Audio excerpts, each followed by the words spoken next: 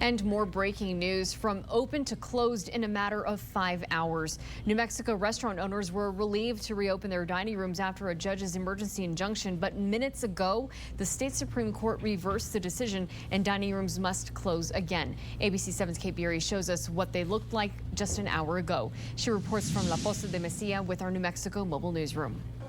The manager at La Posta in Mesilla was actually moved to tears learning she could bring her employees back to staff the dining room.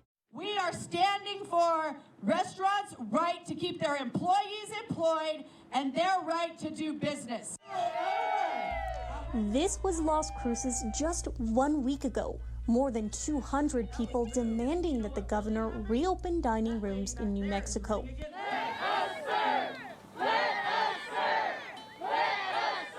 And just 7 days later, the margaritas were going, the tequila was flowing, and the parrots once more had people as company at La Posta. The owner told us their makeshift patio in the parking lot was just too hot.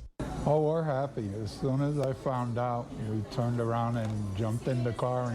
We have over 100 staff that relies on us, that rely on everybody in here to give us service and to keep us open. La Posta reopened their dining room in June, only to have it close once more in July. It was very difficult the first time, but this second time was even harder because we got a 3-day notice to let about 75 of our staff know that they were no longer employed. We dedicate ourselves to make people happy.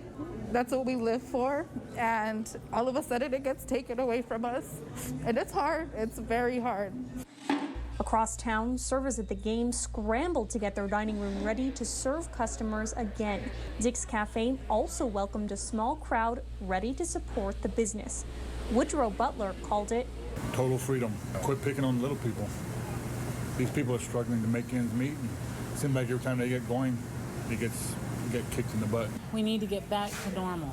From curbside to dine-in to protests to a court injunction.